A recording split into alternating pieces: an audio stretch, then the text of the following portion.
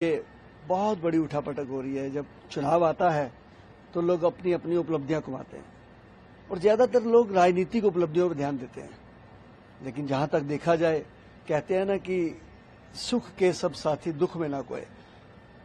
3 साल पहले जब दुख आया देश के अंदर, बहुत सारे चुने हुए नुमाइंदे घरों से ही नहीं बाहर निकले। लेकिन एक शख्स ऐसा था जो रात के 2 बजे 3 बजे भी पूरे देश का संज्ञान लेता था। मैं प्रत्यक्ष हूं आपके सामने। मैं 21 दिन शमशान घाट से बाहर नहीं निकला जब 150-200 लाशों की एवरेज चल रही थी। मुझे लोगों के फोन आते थे, जल्दी संस्कार करा दीजिए।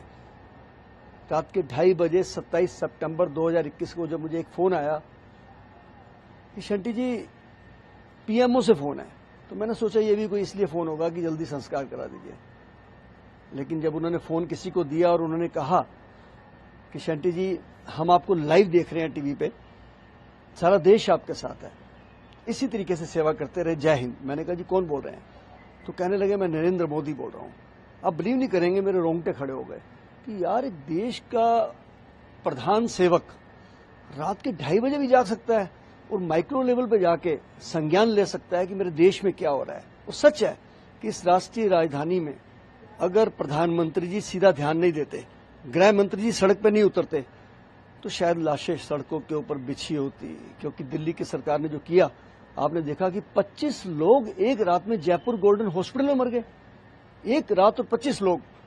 और बत्रा हॉस्पिटल का चीफ डॉक्टर मर गया। ऑक्सीजन नहीं, नो ऑक्सीजन नो एडमिशन।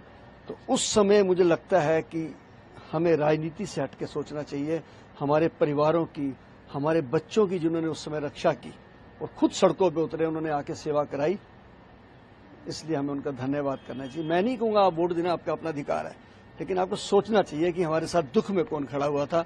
भाई मेरा तो दिल ये कहता है कि इनसे अच्छी कोई चॉइस नहीं हो सकती है जिन्होंने देश की सेवा की है।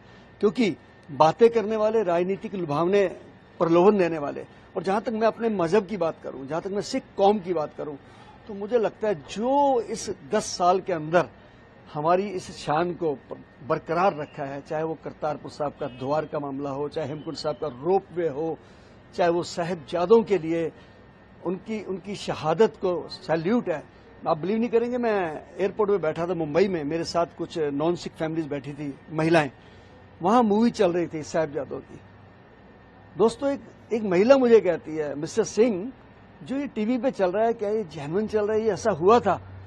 मैंने कहा क्या आप समझते हैं कि सरकार गलत दिखा सकती है? क्या आप समझते हैं कि इस सरकारी एयरपोर्ट पे कुछ नकली दिखा सकते हैं? ये असल में कुर्बानियां हैं जो गुरु तेग बहादुर साहब से लेकर साहिबजादों तक हुई। उस महिला ने उस स्टोरी को सुनते ही चुन्नी अपने सिर पे ले ली और सैल्यूट किया इस कुर्बानी को। तो इस कुर्बानी को जन जन तक पहुंचाने के लिए, सीबीएसई की किताबों में पहुंचाने के लिए जो प्रयास मोदी जी ने किए, उसे हम कैसे भूल सकते हैं जी। मैं ज्यादा ना कहते हुए ये कहूंगा कि हमें सोच के दिल से वोट जरूर करना है, अपना वोट नहीं छोड़ना है, ऐसे निशान दिखाना है, और वोट उसको करना है जो हमारे दुख में हमारे साथ खड़ा हुआ था।